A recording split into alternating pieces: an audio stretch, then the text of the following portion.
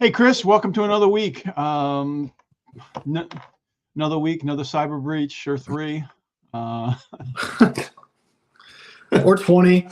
Hey, I just read that ransomware is the most it's ever been in history, and we're in October, so have fun for that one. Well, who's counting? So they got a couple. They got a couple more months to raise the bar, huh? Well, they got Thanksgiving and Christmas and New Year's to really kind of New Year's Eve to really ratchet it up, huh? Okay, I think we'll just pull the plug and shut down for those days. Some people can, some people can't, right? Yeah, I know. Hey, we're coming to the end of Cybersecurity Awareness Month. Anyway, before we jump into that, we do have Matt with us today. Morning. Yeah, his name's Matt. on the screen. He's fine. He doesn't need to be introduced. Oh. Approved. We're in a house in Florida, and you are not, so that's fun. Yeah, but it was 80 degrees yesterday in New Jersey. Oh. That's fair, but I lost money at the casino last night, so who really wins there? He was winning money, but then he made some poor choices and lost money. So I was playing with house money, and house money took my money back. So okay, there you go. They wanted them. They wanted it back. Anyway, you guys are away, and I know you said, in the green room, you said there was some stuff you wanted to talk about around internet-facing stuff. So why don't we jump in? All right. Cybersecurity Awareness Month come to the end.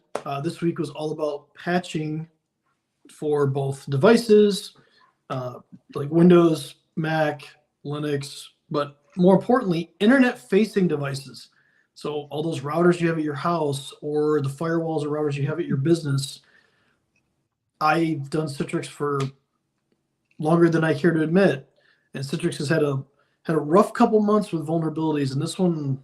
We'll talk about that in a second, but it's really important that we understand that anything that faces the internet is a threat to the business, especially considering they need to be updated, and not all of them support auto updates. Yeah, someone's got to be watching it and actually making sure it's all patched up. And also, what happens when auto updates fail?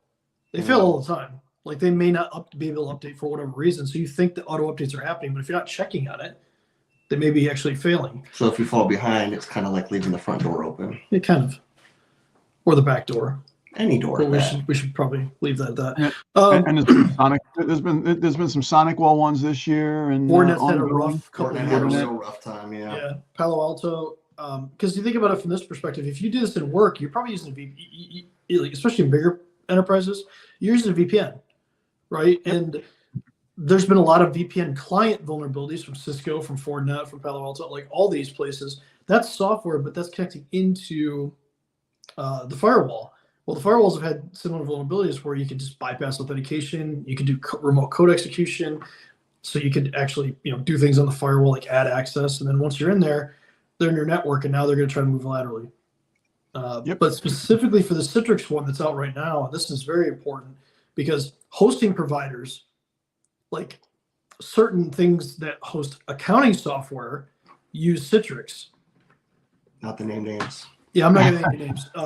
But there's more desktop stuff too. But like these private data centers that host this stuff, Citrix has a vulnerability that's like, I think it's like a 9.4 out of 10 on the CVS scale. Yeah. Well, here's the thing: they can steal session authentication tokens right off the NetScaler with very low effort. So if you logged into your NetScaler, there's a chance they could just go steal your session token, which for a normal user, they can get into the sessions, your application, stuff like that. Maybe they won't be able to do anything. Maybe they will. But once you give somebody access like that, there's no telling what they can do. What happens if one of your... Just clarify a minute, Chris. So session tokens are basically the connection string that the connection credentials needed to become the session that's someone's currently running. So guys, the bad guys basically become you without you. Yeah, and those tokens actually contain your Active Directory username and password. So anything you can do, they can do. Yeah. So imagine because they can go through the NetScaler and they can pretty much steal any authentication. Imagine if you have administrators logging in with administrative credentials through the NetScaler. Which, by the way, don't do that. You should avoid it. People do that. That's another story. People do that. I know, but ignorance is bliss. So by having that, it makes it even easier. But regardless of whether you're a normal user or not, if you give somebody access into your network, there's a good chance that they will find a way to elevate that to some level of administrative privileges, and you will not have a good day. Well, or a good week, or a good month. And honestly, there's a good chance they'll sit there for 6 months, yeah. and you won't know they're there, and they will just collect all the information they can to do nefarious things with it, and then you're going to have the real bad day. And this brings me, I mean, that's like a larger small business to mid to like enterprise, right? All these people, how about all the people that we've seen, and I know you guys have probably seen this, where they go buy consumer level routers and they run their business behind them. Yep. How many have you seen that have had just like massive vulnerabilities that turns up into bots that can be used to like do a distributed denial of service attack against whoever? Or they can just, so which your internet would be down. You're now committing, you're part of a cybercrime. Not that they're going to charge you. Not intentionally. Yeah, not intentionally. Is still being used for, purposes to attack others. Yeah. So hey, I got called in. I got called into one client that got a letter from the movie associations because they had become the primary download site for one of the new releases that have been bootlegged. I mean, it's just someone jumped their connection and grabbed it from there. Yep.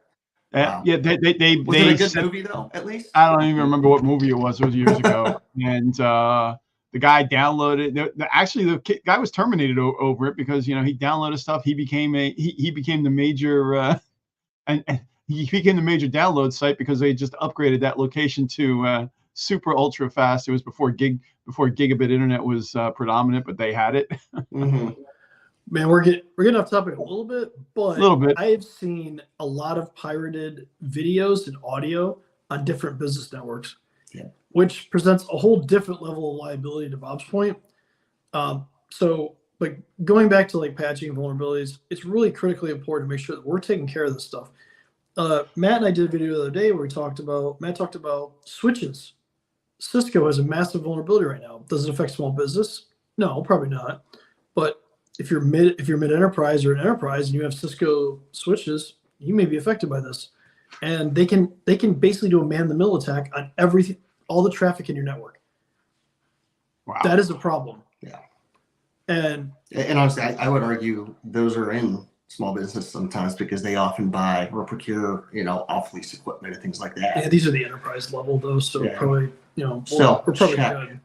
Yeah, you should obviously check. And actually, one of the things you should do is if you're using a provider of some sort, they should be providing you proof that the stuff is being taken care of. Absolutely. So something that you should really question and really force the issue is say, look, like we don't need to know all the ins and outs of the technical aspect of it, but we want to know that you're patching, and we want some level of proof that that's happening. You don't have to understand the firewall. You don't have to understand like everything about it, but you should understand whether it's up to date or not. So Chris, you talked about not buying the consumer grade firewalls, but what about all the stuff that the cable companies are dropping off and saying, oh yeah, we got your firewall, we got your internet protection, and now we got all these people working at home. How do we know that's upgraded? Do we even care?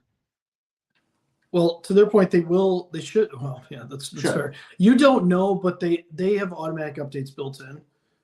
So you're assuming that they are. However, take that with a grain of salt.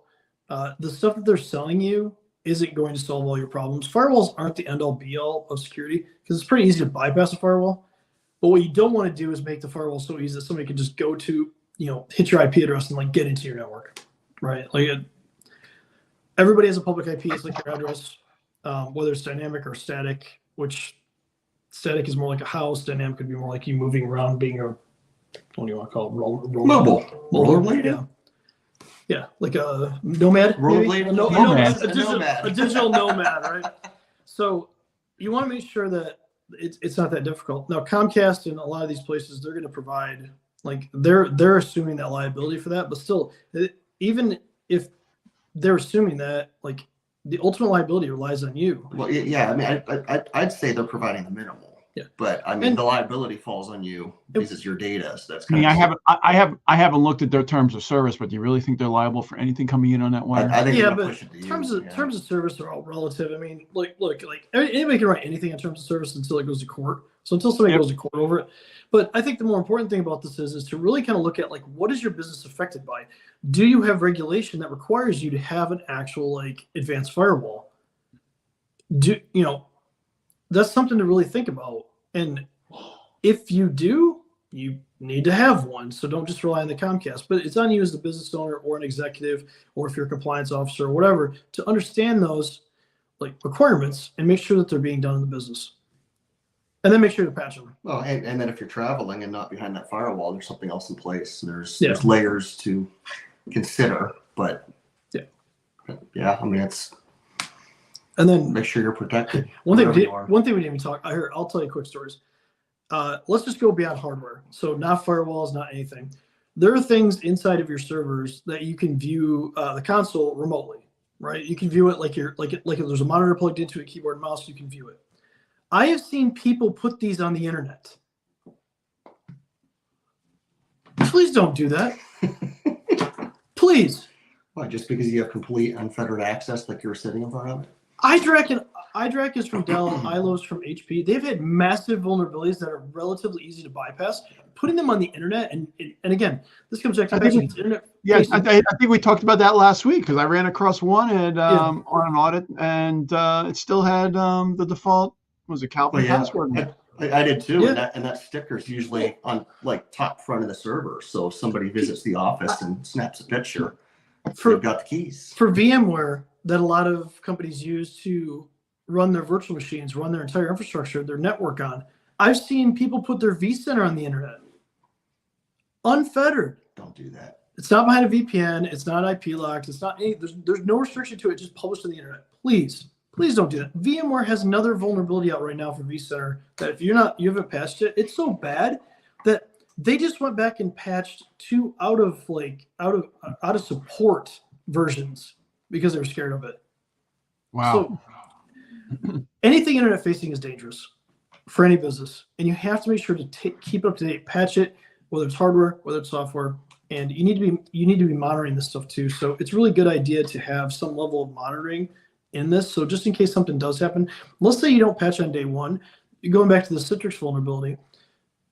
The patch didn't come out till October 10th. They're saying that this vulnerability has been being exploited since August. So we as professionals couldn't even fix it till October 10th. Right. But hackers and threat actors have been using it since August. Well, we couldn't fully patch it, but we could mitigate it by not putting it open on the internet. For Citrix though, this is how people get into their Citrix. So it's going to be internet. So that's a whole different. Yeah. So this is the gateway portion to get in to actually launch applications. Ooh, that's scary. Yeah. So Citrix didn't publish it until the 10th, but Mandiant is saying, hey, this has been being exploited since August, and this is common. A lot of these exploits are exploited. They're considered 0 days, but they're exploited well before there's a patch available. Sure. Or a mitigation available. So once you can take this further, yes, we need to patch. Yes, we need to make sure that we're doing that, but we need to have a level of like